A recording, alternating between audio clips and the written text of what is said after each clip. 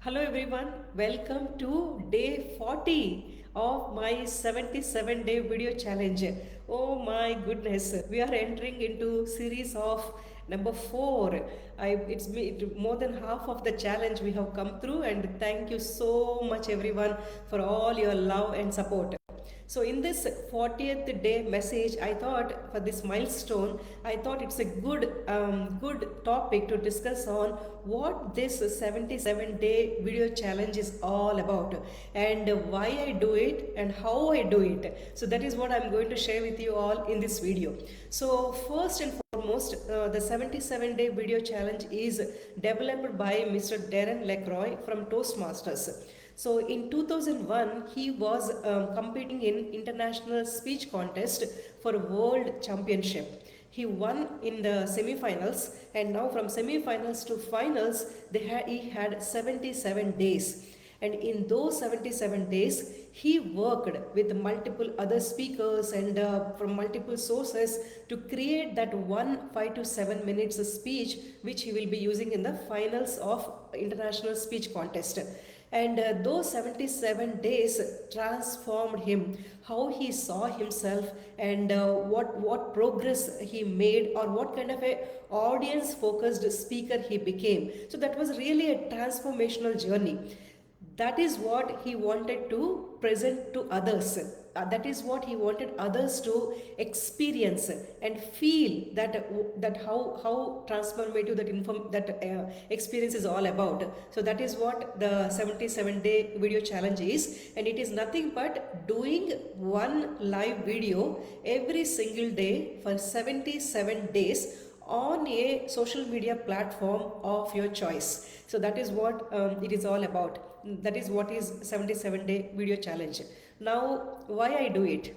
So I heard about this challenge, I think maybe 3-4 years back. You have to believe me, it was like a mind-blowing challenge, idea. I thought, oh my goodness, going on video every single day for 77 days.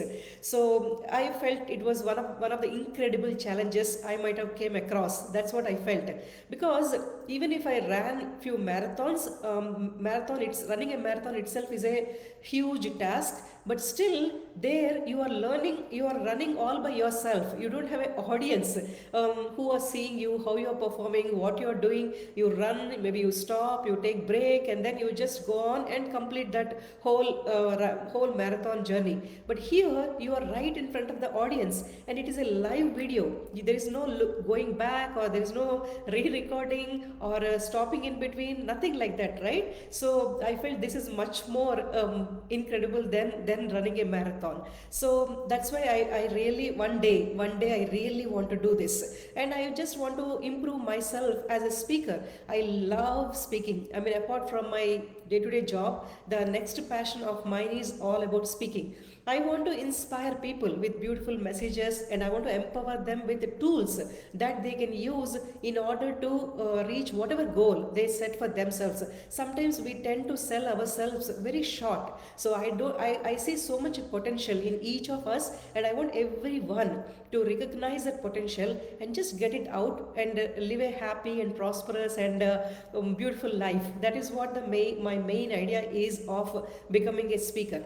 So I want to become better at it as well. When you do something every single day for maybe 70 plus days, I believe that will really you will definitely learn something from that whole experience, right? So I want to become better at myself. So that is also one of the reasons why I wanted to do this challenge.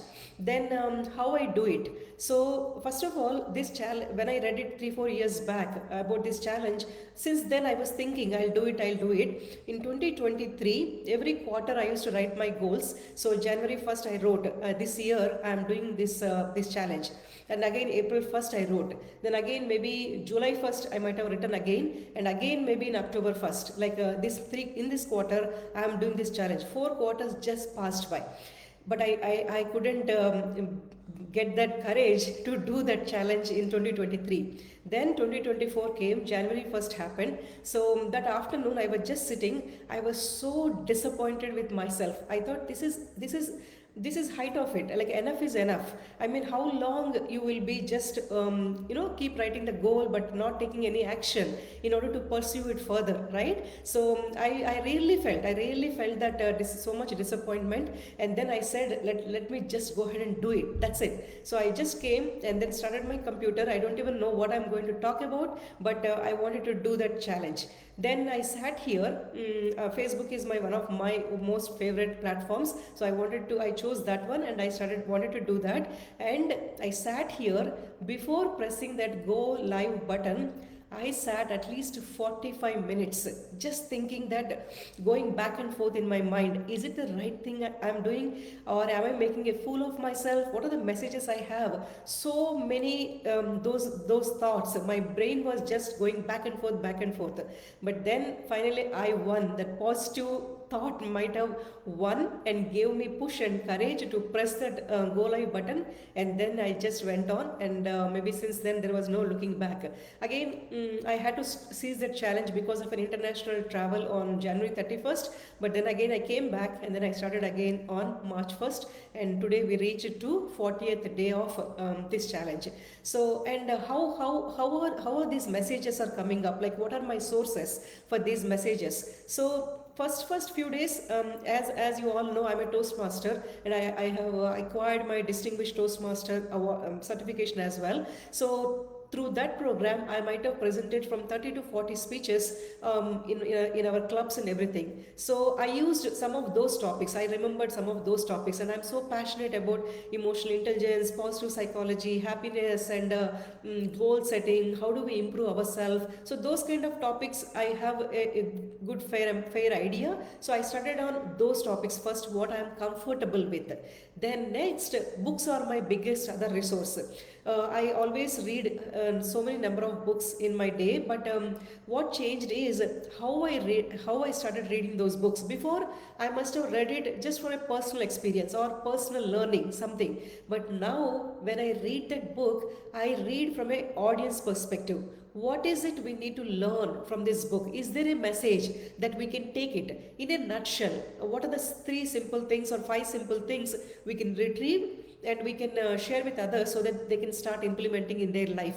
So that has become my perspective, and then I have started reading those books from that way, and then got some ideas from those books as well. And maybe I talk with some people or with my students. With those also I get some ideas. So those are my few sources from where I get my ideas or topics for these sessions. Also, maybe in the morning of that particular day, one idea comes into my mind somehow. I don't even know how it is. Maybe universe sends that message to me.